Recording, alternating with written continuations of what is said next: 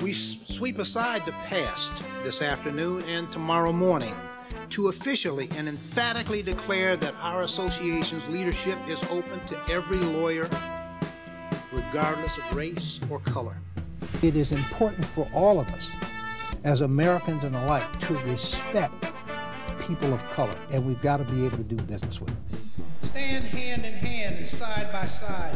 Lift your spirit. Raise your hopes. Come with me. Ain't nothing gonna stop us now.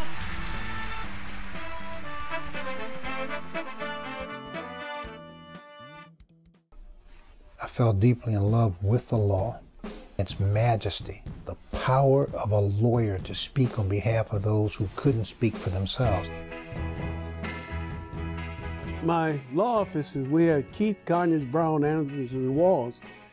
Mayor Archer at that time was a student at the Detroit College of Law, and we hired him without much money to be our law clerk.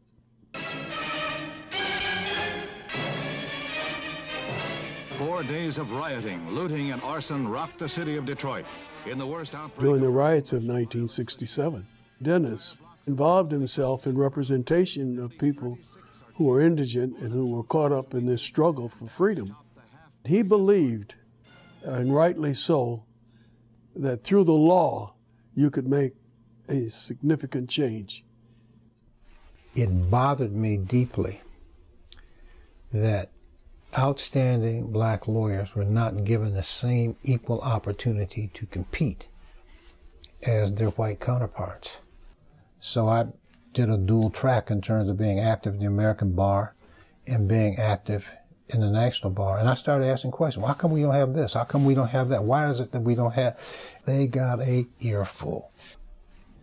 Dennis, along with a number of other bar leaders, asked the Board of Governors to create a commission on the opportunity for minorities in the profession, and the following year, a commission on women. The flagship program of the commission was the Minority Council Demonstration Program.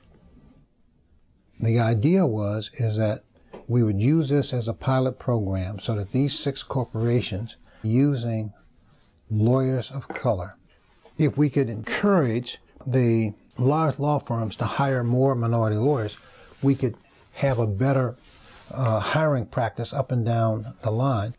In a very short period of time, in about 3 years, it grew to over 100 corporations and law firms. It was a phenomenal success.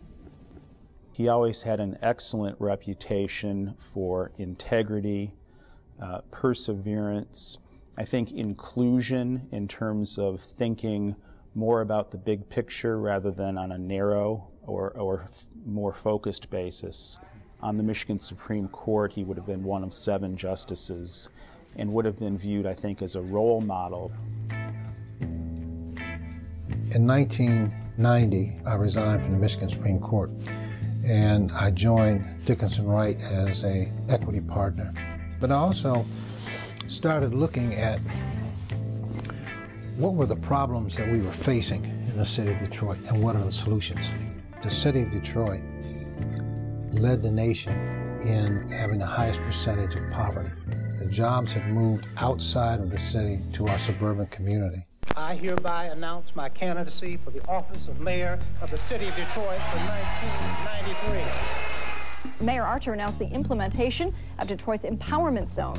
When Dennis Archer became mayor, he coalesced the corporate and black community and all of the groups together. Then he brought other corporations back to Detroit. Mayor Archer spearheaded what we call Executive Order 4, which mandated that minority firms were included in city contracts.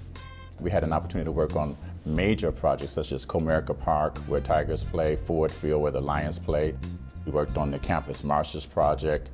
I can't say enough about Mayor Archer's leadership during that time, because I can say that white construction had their greatest growth during his 8 years of administration. We created thousands of new jobs. When the 2000 census came about, they reported 15 other cities that had a higher poverty rate than did the city of Detroit. Well, former Detroit Mayor Dennis Archer is expected to be named president of the American Bar Association. He'll be the first African American to head the organization. I will highlight two major events. First, a diversity conference in October. Attorneys are brainstorming ways to bring more diversity to the profession. The second is a National Women's Summit of General Counsels and Managing Partners. Next, I've appointed a commission on the celebration of the 50th anniversary of Brown versus the Board of Education. We went around the country to talk about the ABA's decision to become concerned, involved, and to promote diversity and inclusion throughout the profession. The American Bar Association is going to have a dialogue on Brown. I think if you really examine the development of diversity in the ABA, you would say Dennis is the conscience of the ABA. Mayor of the City of Detroit, ABA president, member of several important corporate boards, community leader, and respected business leader. I don't think Dennis is done building his legacy. If, as we now know, that between 2035 and 2042, the majority of the people living in the United States are going to be people of color, we're absolutely going to need lawyers of color. And the same for women. They're the ones who are going to be living in their respective communities. They're the ones who are going to be saying that you may not like this court opinion, but here's what we can do about it, thus promoting the rule of law. I don't laugh at lawyer jokes because what lawyers do and can do for our country is so important that we need to lead the way. And I'm confident that we will.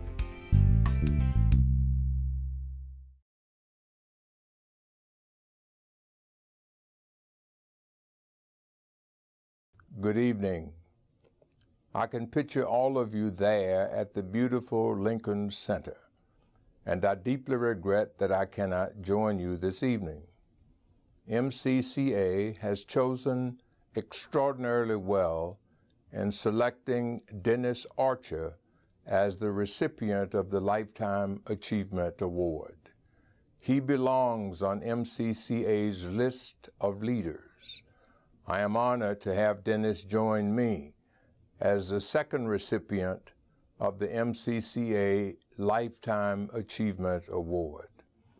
Dennis, even among giants, you stand tall.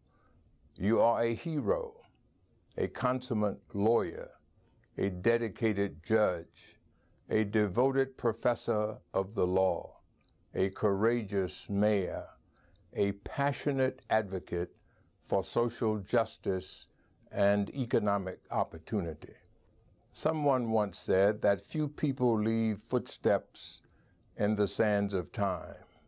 You are one of those precious few. You leave an extraordinary legacy. Your recognition this evening is richly deserved. I know that you will take this award as a reminder of how far we have come. Our work is not done. With MCCA, we will keep up the fight until the dream is fully realized. Our best days are still ahead. Thank you, Dennis, for all you have done and all you will continue to do.